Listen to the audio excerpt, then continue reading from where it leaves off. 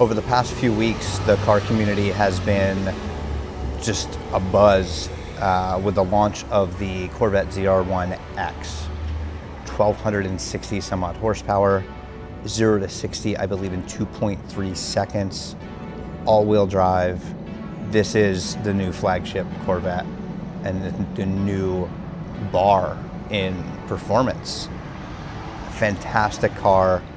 Those that have had the opportunity to drive it have been amazed the way it puts its power down and just how a vehicle like that with that much power is easy to control, and it's just a fantastic car on the track.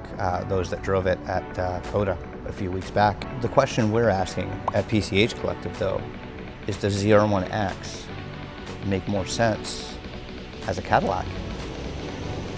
It might seem an odd question at first, but if you look at what Cadillac is doing with their styling, with their racing pedigree over the past few years, and now their new launch into Formula One, does it make sense for them to have a hypercar that competes on the world stage?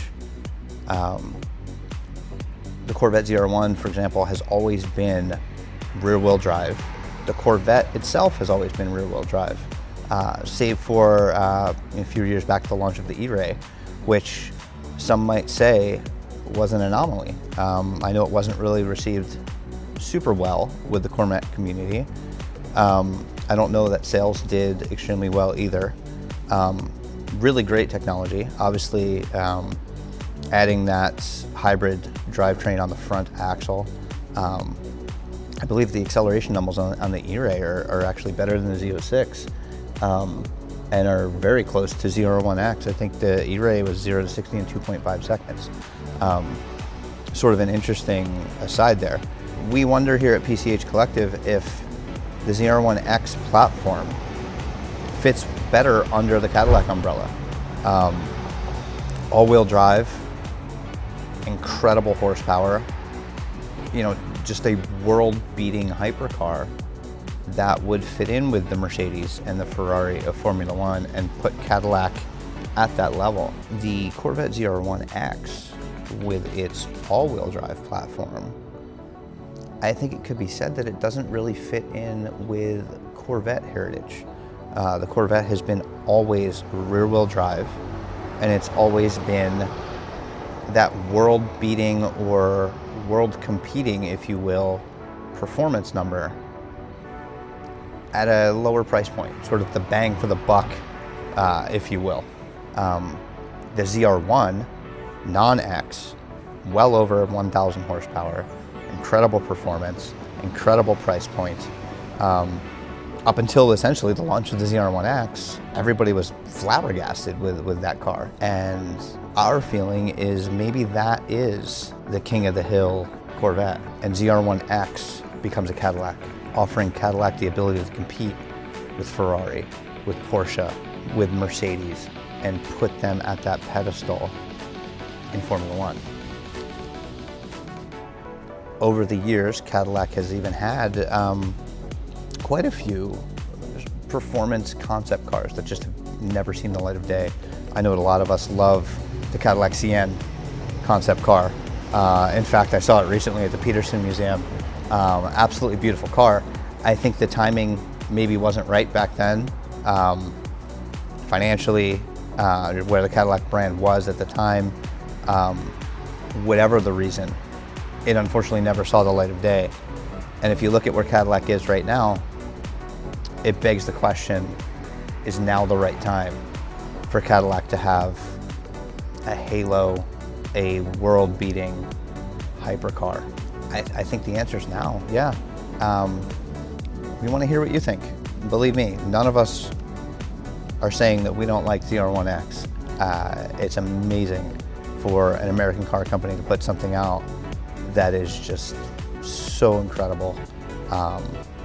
Believe me, none of us at PCH Collective are not fans of ZR1X. In fact, it's an amazing car, and we wish we would have had the opportunity to be there at COTA for the launch. But sometimes you just kind of have to look at the big picture and look at the car culture as a whole and have these conversations. It's fun. It's what makes the car culture a community, and we want to know what you think. Should Cadillac have a hypercar? Should Corvette just kind of always be that rear-wheel drive monster, so to speak? Or is there room in the Corvette heritage, history, lineage, whatever you want to call it, for an all-wheel drive King of the Hill? So at PCH Collective, we love to talk heritage. And when you talk about the Corvette heritage is rear-wheel drive. It's world-beating performance at a lower price point, sort of that bang for the buck. And ZR1X with 1,260 plus horsepower, 0 to 60 in 2.3 seconds, at a price starting, I think, in the neighborhood of $200,000, a little bit north. That is exactly that, except for maybe one thing: all-wheel drive. And does all-wheel drive have a place or a seat at the Corvette table? We're asking the question, does the ZR1X platform maybe feel better as a Cadillac? Over the years, Cadillac has had a few concept cars, sports cars, and none of them have seen the light of day. I don't think the timing was right from a brand perspective, from a financial perspective. I know a lot of us love the Cadillac CN concept car from a few years back. That one unfortunately never saw the light of day. Beautiful car. I believe it's on display at the Peterson Museum here in LA. If you want to go see it, check it out. They're doing great things over there at the Peterson. I wonder though if maybe the timing is right now for Cadillac to have that world-beating hypercar.